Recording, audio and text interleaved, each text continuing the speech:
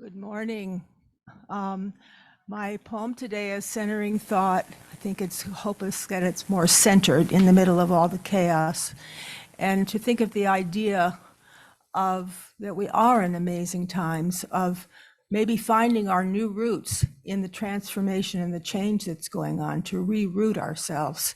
So I titled this Belonging. Every day, a new day.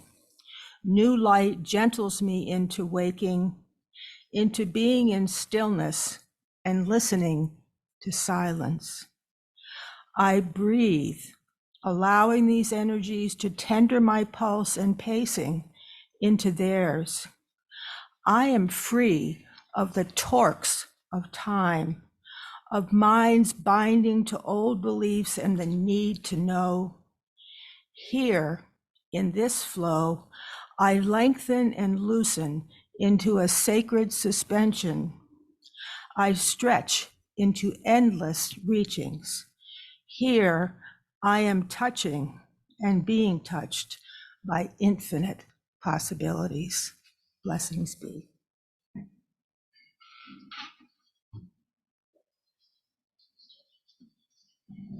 Thank you, Margot.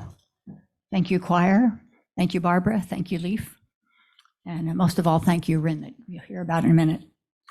I'm Suzanne McQuaid, the Service Associate today. This is Summit Unitarian Universalist Fellowship Services in real life here. Thank you, everyone, for getting here and on Zoom.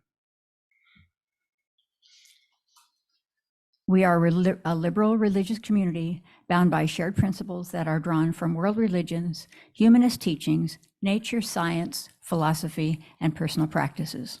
We are a religion of love and inclusion. Our mission here at Summit is to have a more compassionate, just, and sustainable world. And we're having 3 announcements. Shannon will have an announcement about the auction. Margot will have an announcement about poetry. And Erin will have an announcement about social justice and action.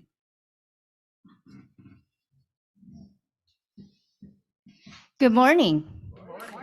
I have some auction announcements. First of all, we have a date. Yay. January 20th.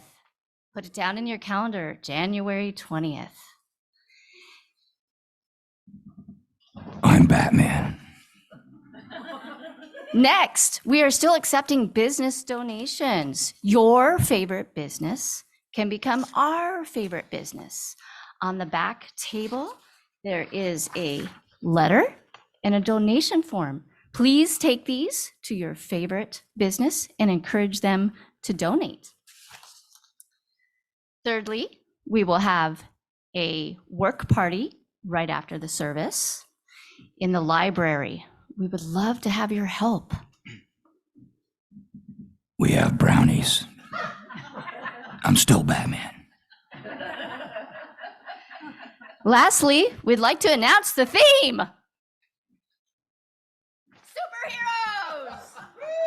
Superheroes!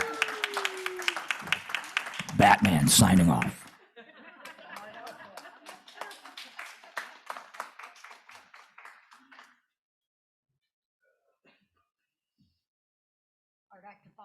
Hard act to follow, but I will say, I'm just going to announce that the poetry group is becoming a monthly group.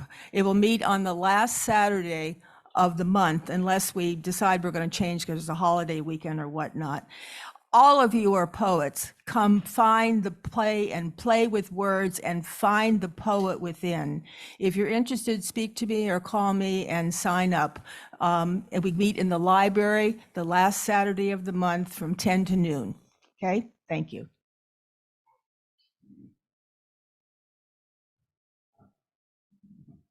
Good morning, everybody. I'm Erin, and with Al Mork, next month we'll be co-chairs of the Social Justice and Action Committee.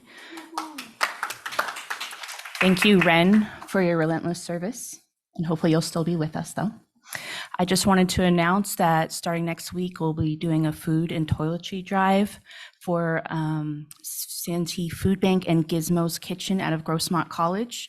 If you don't know, many students and even staff have issues with food and monetary abilities to buy things. So there will be a collection bin outside starting next Sunday. If you have any questions about that, you can talk to myself or Al. And also, as mentioned in the CNET Summit, we are supporting Mama's Kitchen and Pies. They are on sale now on their website. I believe they're $30. You get to have a homemade pie baked for you the day before Thanksgiving, and all proceeds go to help people with medical conditions in the community. So again, we are supporting Mama's Pies, and First Church also is a baker for that organization. So again, $30, and you can pick it up the day before Thanksgiving. And if you need help picking up your pie, please talk to me. I can assist you. Thank you. Thank you, Erin. Thank you, Margot and Shannon, for your good work. I want to tell you about our speaker today. He rushed in, as he quite frequently does. It was Reverend Carolyn Owen Toll's Sunday, and she's home recuperating from an illness. And her husband, Tom, who was our interim minister for 2 wonderful years when Carolyn helped us a lot during those years too, they were decades-long ministers of First Church. So we wish Reverend Carolyn and Reverend Tom our best today. And as he frequently does, Rin came to the rescue. He's been a stand-up guy for Summit, signing up for things like cleaning up after the auction, bringing his sons, cleaning up after the auction. He got the Zoom going. He's been a technical help, and he's been head of social justice and social action for quite a while. So I'm sure he's very grateful for Erin and Al. His former career was technology and math. He had a total life change, became a poetry major and a poet. And he's now working in the Lakeside Library. He's very invested in East County. And it was really completely in character for him to step up today, as he has. Land acknowledgement. We want to acknowledge that our fellowship resides on unceded Kumeyaay land. The Kumeyaay people have lived on this land for more than 10,000 years. It continues to be their home today. We recognize the abusive history of colonization in California and honor the legacy of the continuing presence of the Kumeyaay Nation. And thank you for being with us today for a time of reflection and connection. We invite you to stay after the service for our community gathering, and to stay after that for auction work with brownies and other refreshments in the salon. Let us calm our hearts and minds as we light the chalice.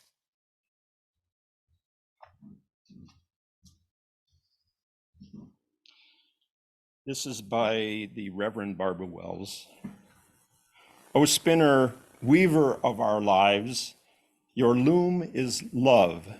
May we who are gathered here be empowered by that love to weave new patterns of truth and justice into a way of life that is strong, beautiful, and everlasting.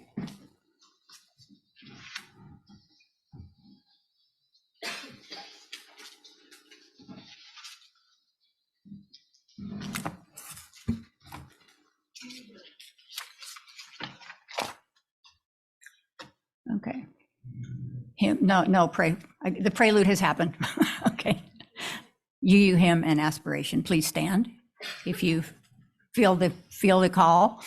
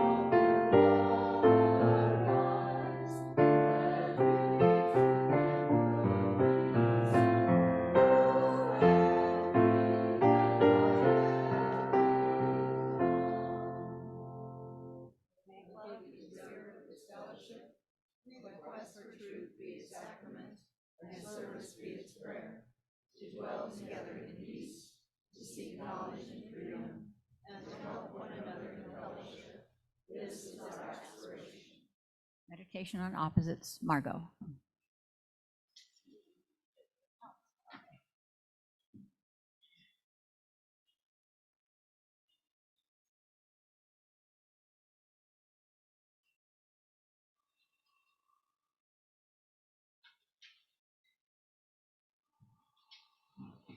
Meditation, to live in the moment and be improvisational. Okay, this is a meditation on opposites. Spirit of the universe, life force that flows through all beings, power beyond our knowing.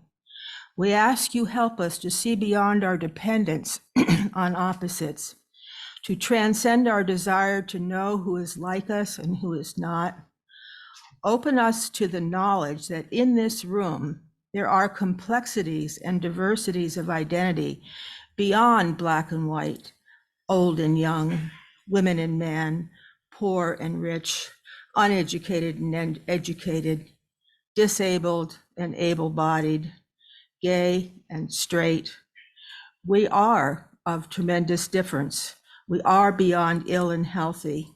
We are wrong and right. We are broken and whole at the same time. In this room, there are people who embody juxtaposition and who feel and tell stories that are their own and tell stories that are not, who carry intimate pieces of truth, and there is no such thing as opposites. Spirit of many names and of no name at all, help us relieve from our old beliefs. All things must be the same. Help us release all things have to be either or. This belief that walls us off from one another ensnares us in a battle of the same versus different. We are moving to greater places of wholeness. Help us open our minds to deeply listen, to deeply feel, and to truly know one another, finally glimpsing the kaleidoscope and beauty of the divine. Thank you.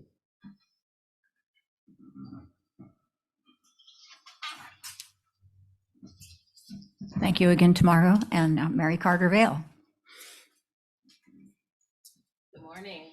Good morning. Testing. There we go. Good morning. Good morning. So that was a beautiful reading. Last week, I had the opportunity to sit with Alex. Z, which is one of Alex's pronouns, was at the Loretta Fall Conference. That's who wrote that beautiful poem that Margot just read to us. Z was at the Loretta Fall Conference that Eleanor Weed and I went to, which is the annual conference of the liberal religious educators. It's the educators who do what I do. And it was really lovely to sit with Alex. And I said, I'm from Summit. And Alex was like, Summit?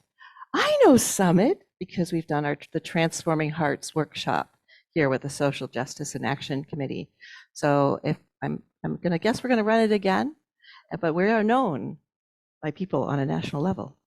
So the other person I got to sit with was the Dr. Reverend Sophia Betancourt, who is our new president. I got to sit next to her for a time as well and talk to her and mention Summit. Told her that we were going to be live streaming her service when she was going to be doing that here in San Diego. So she sends her love to our community as well. So I made this at one of the workshops, one of the worships. We were talking about Article 2, which is love is at the center of our faith.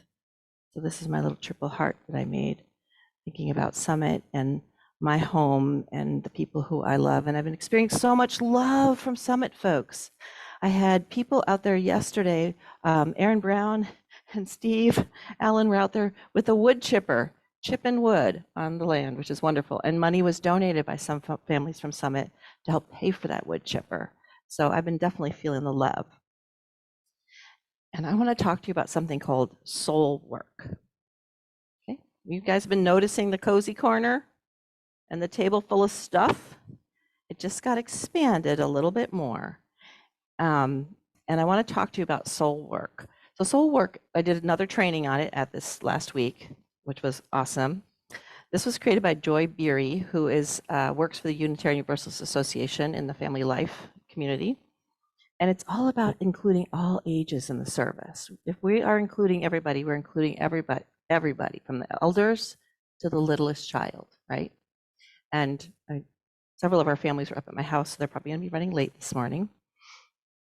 I made this wonderful flyer for us, and there's some on the back table if you'd like to pick it up and read it. I've got a few here. if any kids can come up, you guys want to come up? Or you can go look at the table. Go play with the table. Anything on there, you're welcome to look at. That's for everybody. But this has suggestions on how to be fully inclusive and has suggestions for children, for parents, and for non-children adults, like how to be with children in worship spaces and how to grow a child's sense of belonging at Summit. So it's for everybody. It's not just for parents, it's for all of us. Because we all want to feel belong. We want to feel like we belong, right? Yeah, this is our spiritual home. So let me tell you about soul work. So the brain is a wonderful thing. And some people love to just sit and listen, right? I'm not a sit and listen person. I'm a fidgeter. I have ADHD, truly. And I fidget and I need to move my hands and do things. Many times you'll see me crocheting. Anybody see me crocheting when I'm in spaces? But that is unnatural for a lot of people. And a lot of us learn through the school system or however we grow up that that is not proper. We need to sit and be quiet, right? But when your hands are doing something like fidgeting or crocheting or working on a mandala or embroidery, something happens. Your brain is able to take in what you're hearing in a much better way. At least that's how my brain works. For some folks, it might not work like that for you. But that's what soul work is about. So Joyberry created this program and it's been used in many churches across the denomination. And it's not just for kids, you get to play too. So you can pick up some materials over there and sit with them when you're sitting here listening to whatever's being shared. And it might help you to take in what you're hearing, just to have something in your hands. So over there there's fidgets. Got the big cheese up there. Woohoo, it's a big squishy cheese. There are little packs of colored pencils and some fuzzy sticks and these wonderful drawing clipboards that I just got. These are little clipboards found at the dollar store. They're really pretty. And you could just clip on a piece of paper. But what I got, this is one thing Joy recommend. These are mandalas, stained glass mandalas. I have a whole bunch of them. They're in these little books. They're all broken apart, so you can just go in and pick one out for yourself. Grab some markers or colored pencils and color it, just as you meditate and listen. And when you're done, put it back in the basket. Because what I'm going to do with them is I'm going to tape them up on to edge some of the windows in RE. So we're going to get stained glass, people. It's going to be cool. It's going to be pretty. It's going to be colorful. And I have kaleidoscopes, mandalas. I even have unicorns. So you need a little magic in your life. They're up there. The other thing that is up there that's really fun, that I love, is how many of you ever tried embroidery? Okay, there's a few folks who have tried it. So these are little embroidery hoops with just burlap and a very simple plastic non-pointy needle. And I drew a chalice on this one. And you can just sit here and work on it and embroider on it. As you're listening, it's very quiet. There's pre-cut pieces of yarn. You can just sit there and just create. Some of them I have Sharpies, so you can draw a little design on them, and each one has a bundle of rainbow yarn with a needle. Or there's blank ones. You can create your own. So this is soul work. It's for all of us. And if you don't finish the thing you're working on, you can put it back to pick it up next time. Come see me. I'll give you a little bag to put your name on it if you're really attached. Or you can leave it for somebody else to play with. Somebody else might pick it up and create more on it in a different way. So it'll be communal. So that is soul work. So allow your hands to play, allow your mind to play, and hear whatever is being shared in a new way. So that is what I have for you today. And oh, my other big news is tomorrow's my surgery. Left hip, tomorrow morning. So you won't see me for a few weeks as I'm home healing. As soon as I can get here with my wheelchair, I will. I'm going to have my little electric wheelchair while I'm learning how to move, but I have to also be off the pain meds. You don't want me here on pain meds. It would not be pleasant. So it would not be safe for children. Yes. So I have my son and my daughter-in-law are going to be home taking care of me this week. And then I have some friends who are going to come in between when my mom's also going to be back. So I'm being cared for. But I just wanted you to know. We have folks some folks who are volunteering for RE. I could use more volunteers, so let me know. I've got lessons all prepped and ready to go for when I'm gone. You'll be in good hands. So, okay. So can we do we have the children's affirmation, or do we have a song lined up? Oh yes, we're gonna do the Do Re Mi song today. Are we doing that today? Oh, awesome. All right, we haven't done this one in a while. This is a song to the 7 principles. We have 8 here at Summit. We haven't figured out how to add another note. The 8th is in it. Did you? Oh, I have. Read it, it's there. That's okay. I haven't read the new version. Upgrade. I love it. Okay, so it's to the tune of Do Re Mi. And let's do it. Let's sing it all together, and then we can sing it. Can we do it twice? We'll do it once through to try it out. 1, each person is worthwhile, 2, be kind in all you do, 3, we help each other learn, 4, it's search for what is true, 5, all people have a say, 6, for a peaceful world, 7, the world's a black away, 8 will bring us back to me and you. Do re mi fa sol la ti do. So we're done. Now, anybody who's going to RE, let's head on out.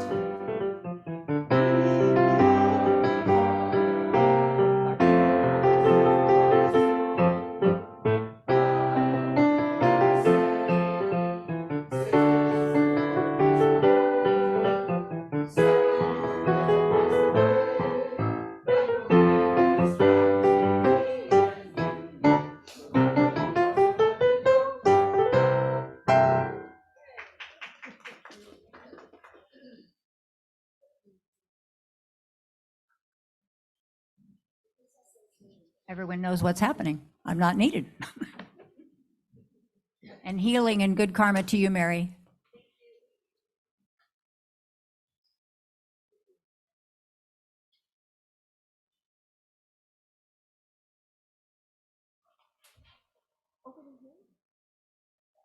We do need you. I saw a leaf up there. Okay, please stand if you feel the need and the calling. Hymn 108, My Life Flows On in Endless Song.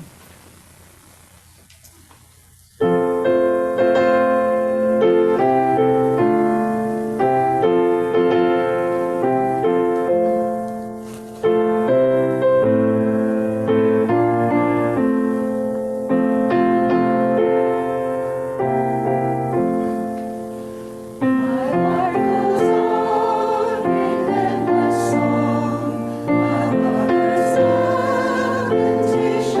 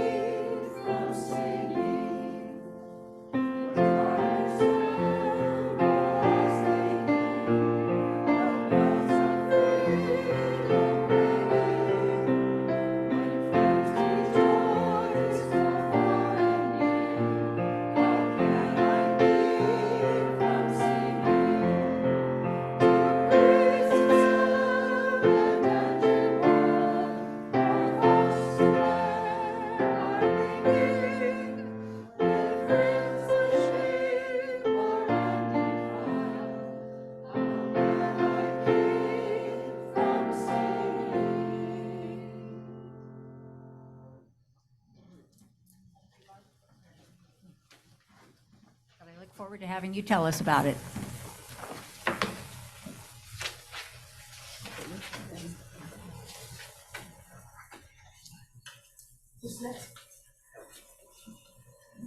This next piece of music is something that I was planning to play the day that we had our, notice the air quotes, hurricane. And our service, our in-person service, and actually our entire service was wisely canceled just so that nobody would have an accident trying to come to Summit. And that was the day that Reverend Karen Owen-Toll was supposed to preach on her spiritual journey, where she came from a sort of non-theistic perspective and into Unitarian Universalism. And that was not a choir day. So I was looking at, what can I play that kind of works with this? And there's a wonderful composer in New York named David Chesky, who does the coolest things. He takes world music, mixes it with jazz, a little bit of classics. And in this particular piece is a chorinho, which is a Brazilian dance that predated the samba. And I was looking him up, a long time ago because I thought, okay, he's sort of, something about his music resonated with me as a UU. And I found out that he had written an agnostic cantata. So he doesn't have any traditional spirituality. And I just thought, this is a perfect composer. There's something in this that reminds me of Reverend Carolyn, and I will play this again when she does her sermon. But I'm playing this in the spirit of Get Well to Reverend Carolyn.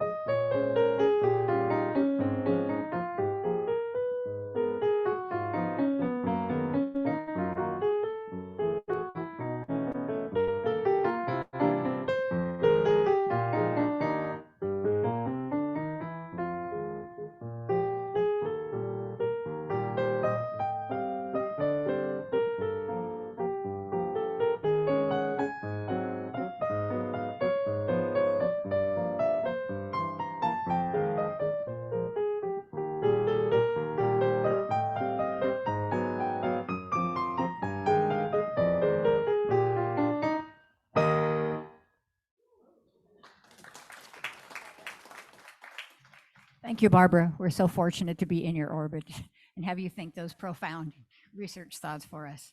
And I hate to stop the flow here, but next week in celebration of Samhain and also the traditional Halloween, you're invited to wear costumes. And now, yes, everyone, please. Thank you, Ren.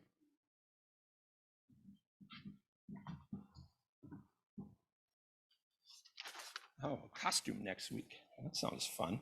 Thank you, Barbara. It's always so wonderful to have your wonderful music, and it's telling how my spirits are lifted just by listening to that. It's wonderful. Thank you. So, good morning, everyone. As you've been told, you understand now Reverend Dr. Carolyn Owen Toll is recovering from an illness and can't be with us today.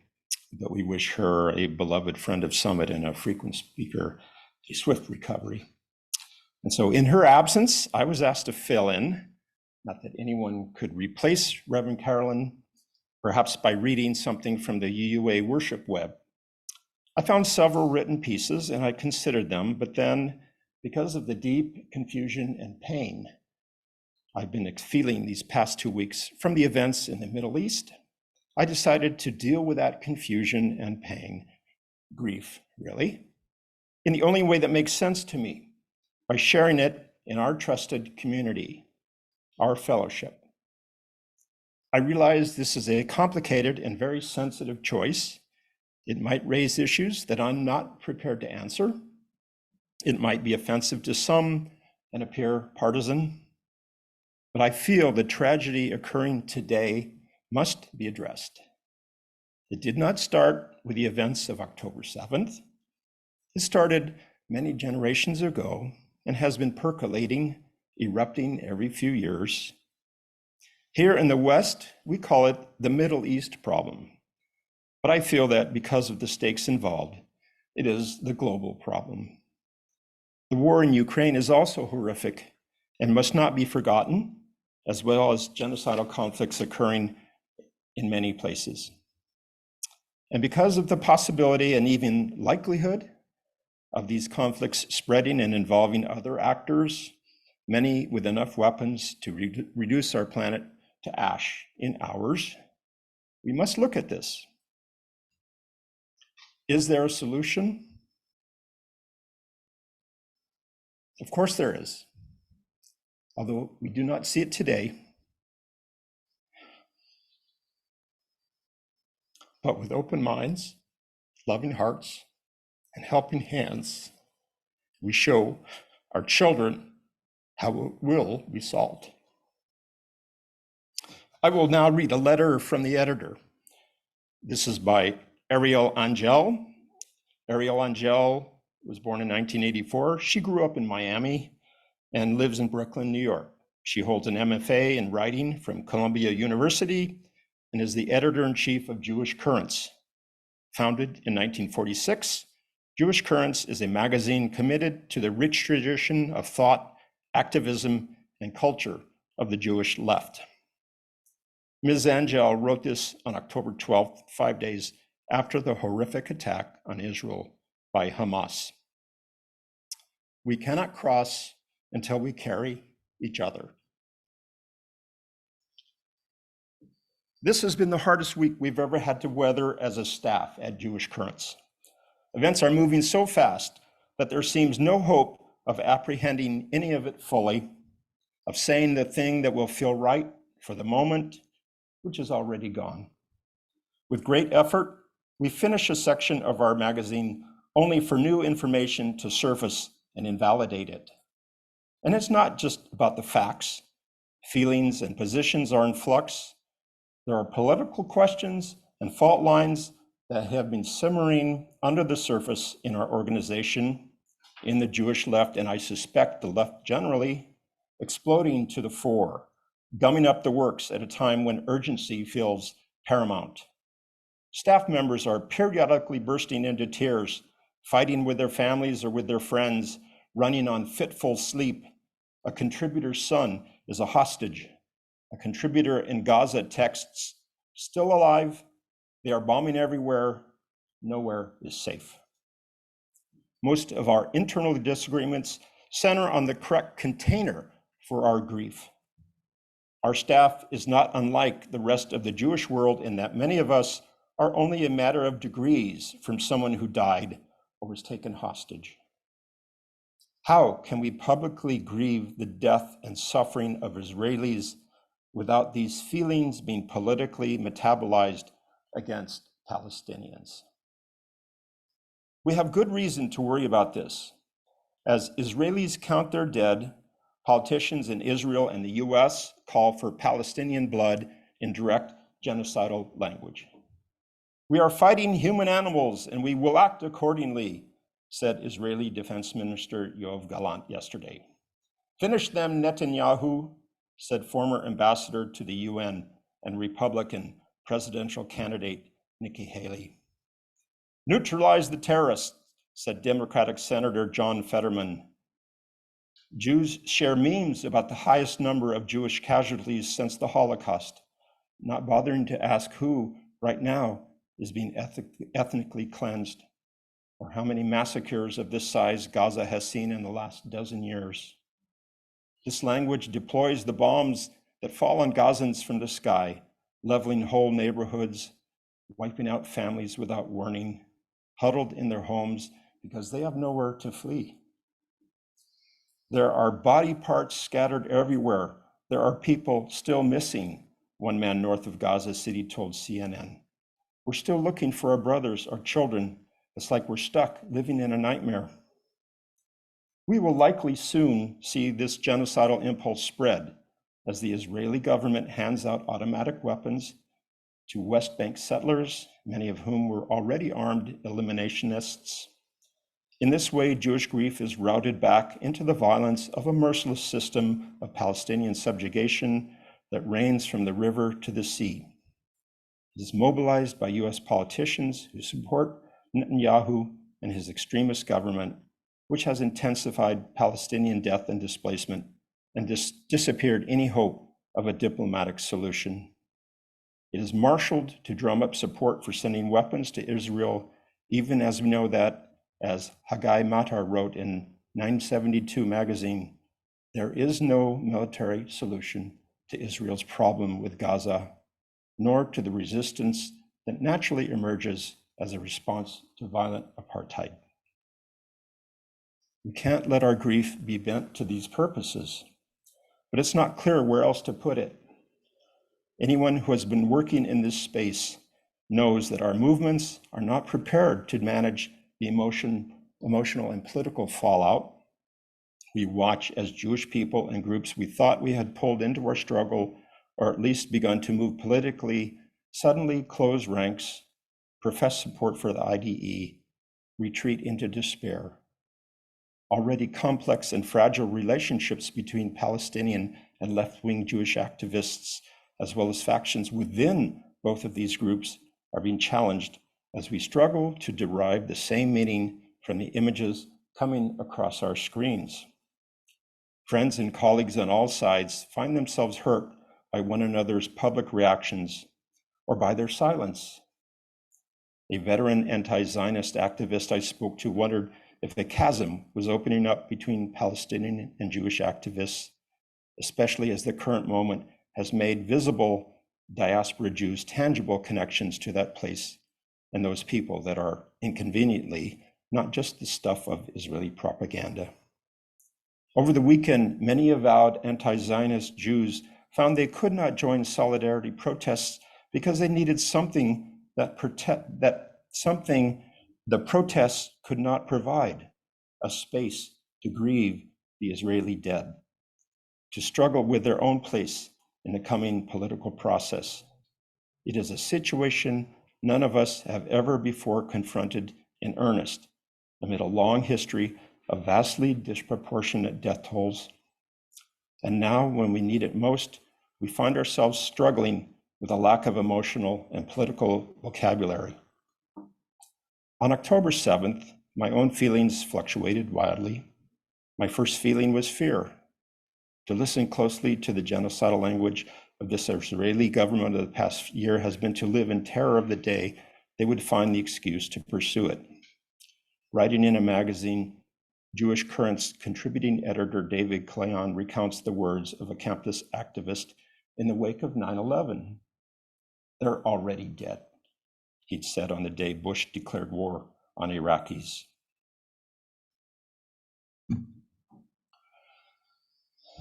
Their fates sealed. I felt these words in my body, sobbing loudly in front of the screen. There were also bursts very early on of awe. I watched the image of the bulldozer destroying the Gaza fence again and again and cried tears of hope. I watched Palestinian teenagers seemingly out joyriding in a place half a mile away that they'd never been. A Gazan blogger suddenly reporting from Israel. But these images were quickly joined by others. The image of a woman's body, mostly naked and bent unnaturally in the back of a truck. Rooms full of families lying in piles, the walls spattered with blood. I wanted desperately to keep these images separate, to hold close the liberatory metaphor and banish the violent reality. By the time I began to accept that these were pictures of the same event, I was distraught and contending with a rising alienation from those who did not seem to share my grief, especially as the scope of the massacre came into view. I have anti-Zionist Jewish friends who are rightfully scared, writer and reporter Heb Jamal wrote in a recent Meadoweiss article. She observed how, despite all their sympathy for Palestinian suffering, this may be the first moment such allies are tasting the fear and the state of mourning that has been real for Palestinians for decades. She has also lost someone this week, a cousin, 20 years old. I do not rejoice over death. I rejoice over the possibility to live, she writes. And as such, I cannot condemn the militants if I believe, even for a second, that there might be a possibility of all of this finally coming to an end. Heb describes the sense of possibility that many Palestinians have felt in these events, and as they have disturbed, perhaps only momentarily, it remains to be seen, the dominant paradigm in which they are condemned to die, waiting for their freedom, as so many other nonviolent avenues to liberation have been punished or ignored. Her reaction appears common to so many of the Palestinians I know and trust that I must try to feel my way into it. As I watched people online debate the models of anti-colonial struggle, raising comparisons to Algeria, North America, and South Africa, I found myself returning to the foundational Jewish liberation myth, the Exodus. It was hard not to think about the moment in the Passover Seder when we lessen the wine in our full cups with our pinkies as we recite the plagues. This ritual has materialized as an indispensable touchstone, insisting that to hold onto our humanity, we must grieve all violence, even against the oppressor. But I also thought of the plagues themselves, particularly the final one, the slaying of the firstborn, children, adults, the elderly.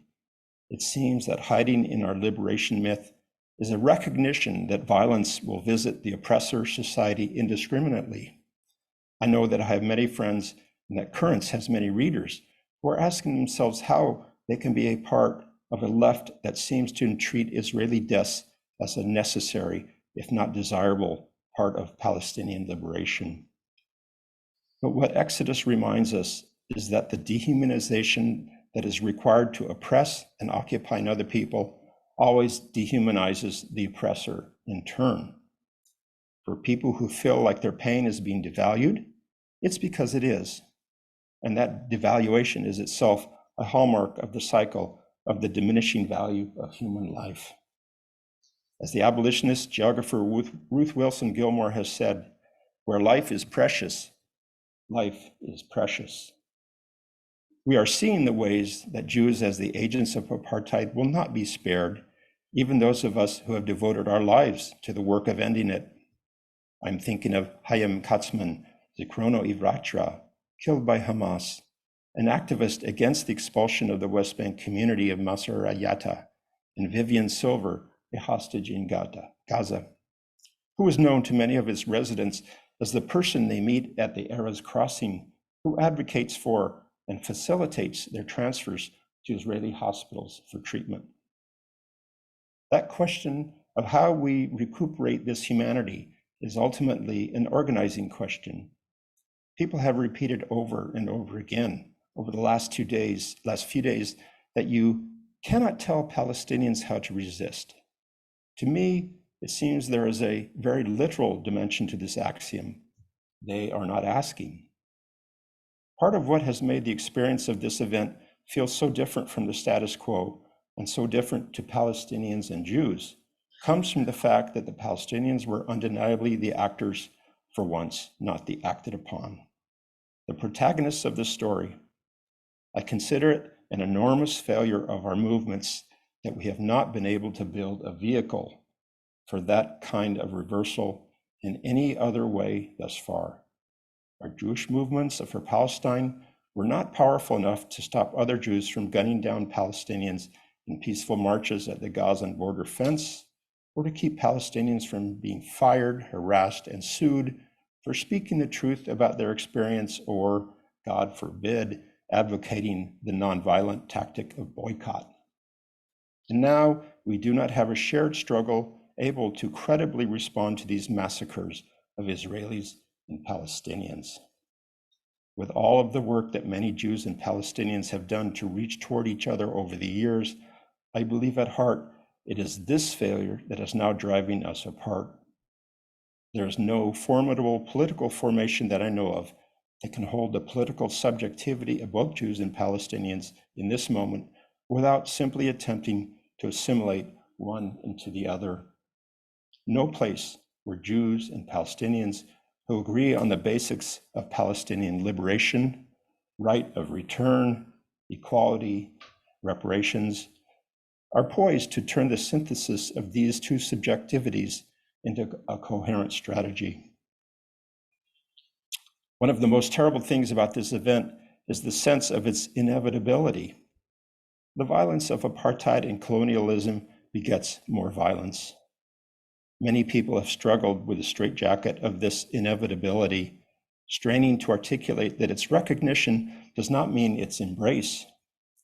I'm reminding myself that it was from Palestinians, many of them writing and speaking in these pages, that I learned to think of Palestine as a site of possibility, a place where the very idea of the nation state, which has so harmed both peoples, could be remade or destroyed entirely. And it was Palestinians who opened my thinking to multiple visions of sharing the land. On the left, I hope we do not mistake the inevitability of the violence for an inescapable limit on our work or the quality of our thought. Even if our dreams for better have failed, they must accompany us through this moment to the other side. We need to imagine a movement for liberation better even than the Exodus, an Exodus where neither people has to leave, where people stay to pick up the pieces, rearranging themselves not just as Jews or Palestinians, but as anti-fascists and workers and artists. I want what Puerto Rican Jewish poet and activist Aurora Levins Morales describes in her poem, Red Sea.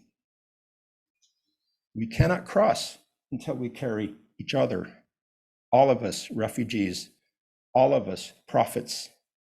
No more taking turns on history's wheel, trying to collect old debts no one can pay. The sea will not open that way. This time, that country is what we promise each other. Our rage pressed cheek to cheek until tears flood the space between, until there are no enemies left. Because this time, no one will be left to drown, and all of us must be chosen. This time, it's all of us or none.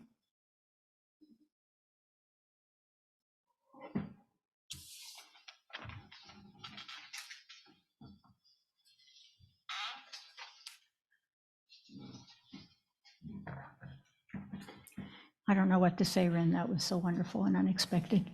And we hope that in the troublesome world, we find some comfort here together. And it's so nice to have a place where that can be talked about and we can help each other.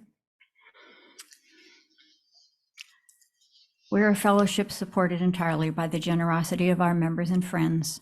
We appreciate our faithful pledgers who keep up their monthly contributions. If you would like to support Summit today, our ushers will come around for your donations. If you are at home and on Zoom, we are we welcome you. We're so happy you're here, and you can contribute to the virtual plate on the website.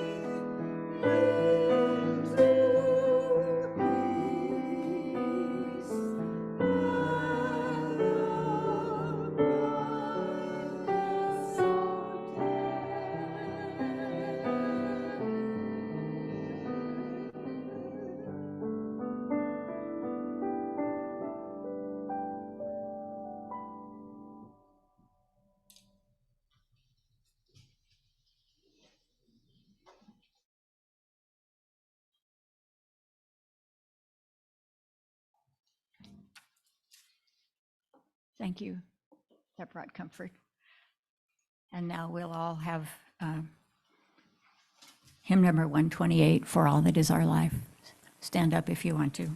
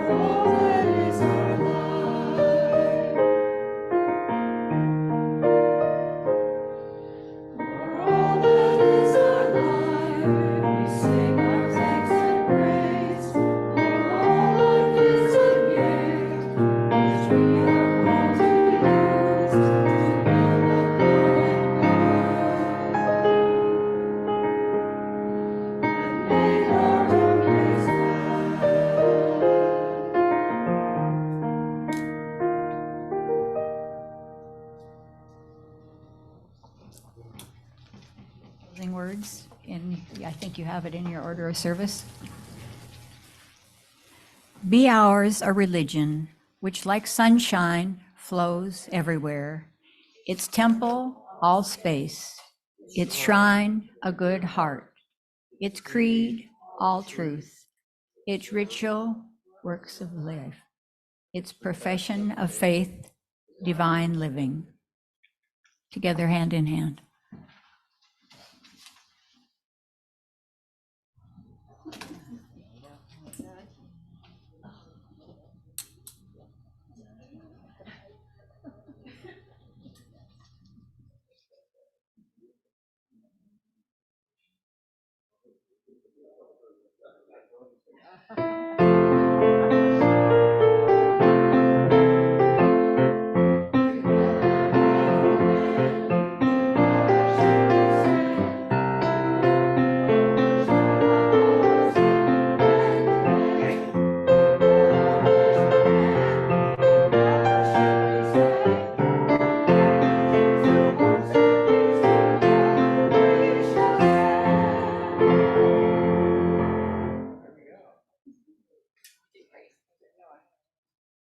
So please take a 5-minute break and join us for community time.